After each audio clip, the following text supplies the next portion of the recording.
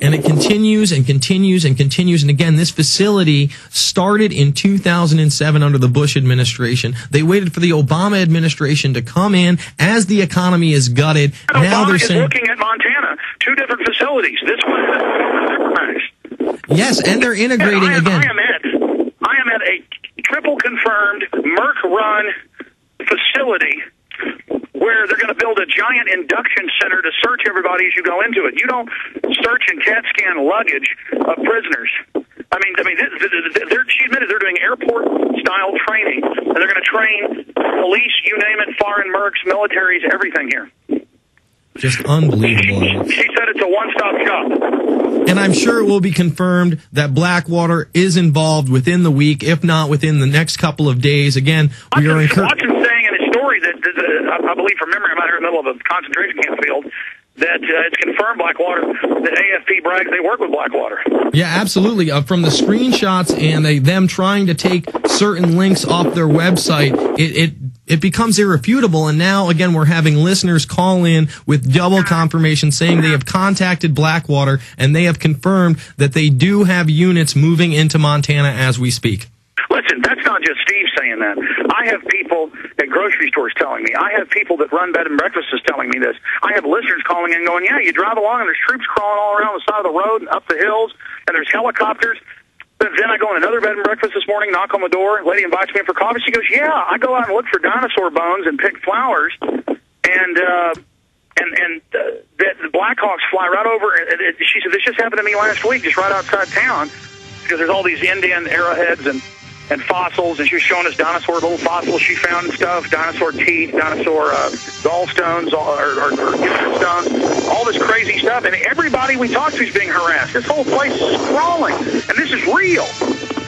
Alex on the ground in Hardin, Montana. We'll be back after this. It's the Alex Jones Show, Infowars.com and PrisonPlanet.tv.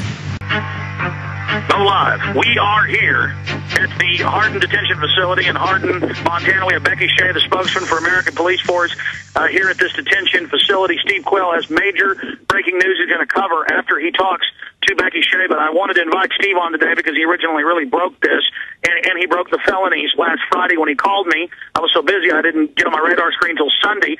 It didn't break officially in mainstream news to the Billings Gazette yesterday. And so it's the front page of the Billings Gazette again today that this Serb gentleman is this 14-time felon. But I wanted to let Steve be able to talk to Becky Shea because she's been very, very helpful and has not been secretive like the other folks out here. So I wanted to hand the phone to her for 5 minutes, and Steve Quayle's going to give us huge breaking news and developments, and then we'll throw it back to Jason Bermas, and I'll call in later in the next hour to recap this after the tour is complete. Steve Quayle, here is Becky Shea. Hi, Becky. Hey, Steve, we were supposed to talk today. What a strange way to do it on Alex's phone, huh? Well, yeah, that's wonderful, and thank you so much. Here's some of the questions that I think really need to be answered, okay? There has seemed to be a systematic effort to hide the true ownership, and I understand DPS, and I understand the attorney Maziar Mapi, describing the Santa Ana, California ownership, etc. But when you go to Angelino, or Eddie Angelino, have you ever met with him personally? No, Steve, I haven't, and I just want to let you know that, and just to be fair, I'm telling you up front, and I hope your listeners, are we on the air? Are your listeners here with us? I just had Alex hand me a phone. I don't know who I'm talking to altogether. Okay, we're on the air. I am not going to release the name of anyone we're affiliated with. And I know I've visited with Mr. Mafi. The other name that you mentioned is not a name that I recognize. I can speak and will only speak for APF. I can't speak to other corporations that you visited with. Okay. The other thing that I want to let your listeners know, we are sitting in the edge. We are sitting in my black SUV. But there is no other. I am the only person with APF equipment in Hardin. There is no other equipment from APF in Hardin other than me and my laptop in this car. Well, I got to tell you then, Becky, that contradicts multiple eyewitnesses that said initially there were 12, and then it went down to 3. And I have posted on my website the actual photographs of the seal that said American Police Force. And so here's the question: why was let me clarify for you. The seals were magnetic blockers that are gone.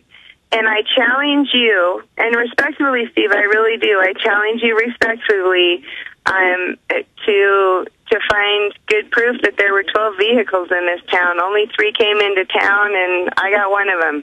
Okay, and forgive me.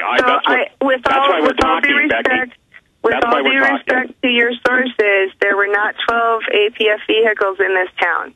Okay, now let's go to the issue. The privatization of police force in Hardin, okay?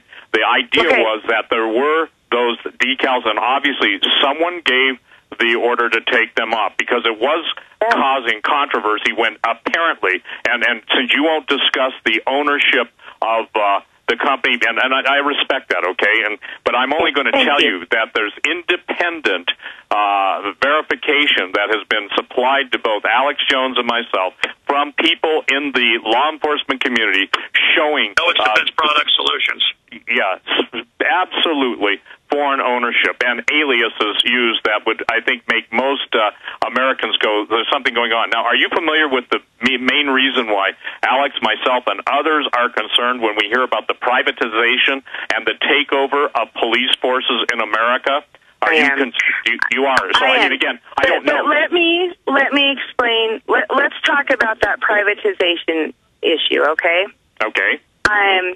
Under Montana law, the only entity that can provide law enforcement services is local government. So why they have hold on one second, Becky. Hold on one second, Steve. Steve, are you getting it that another cutout is Defense Product Solutions out of Karachi, Pakistan? Because that's where the website goes to American Police Force. Yeah, and when I say it to Becky, her eyes light up. That is an additional cutout for Kuwait, okay?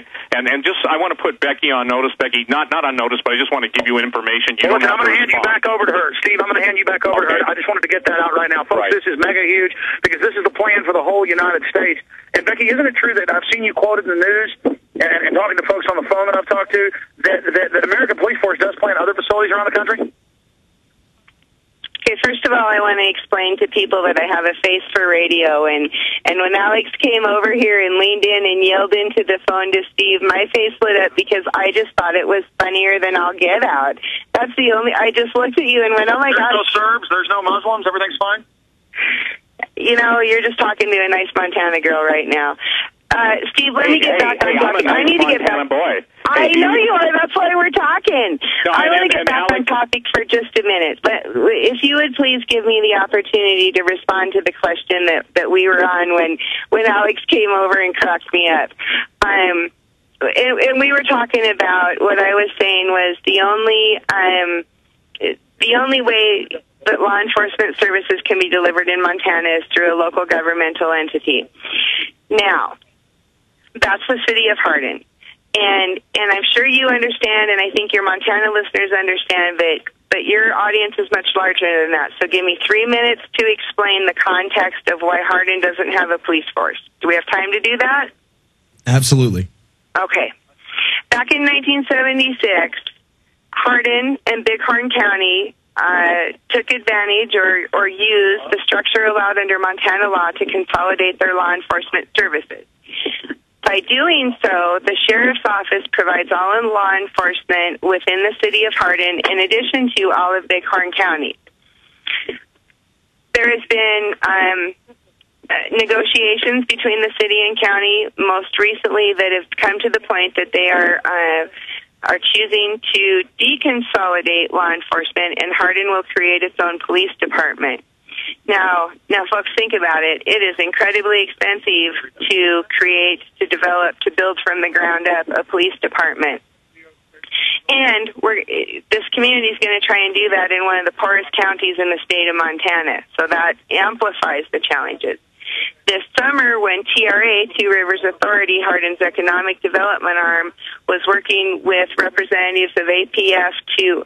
Alex is leaning in at me again, and I jumped. Becky, hold on one second. Steve, I just want to bring up Article 2, Section 33 of the Montana Incorporation as a state on the legislature and the duly convened powers of the people in the sovereign state of Montana in the United States.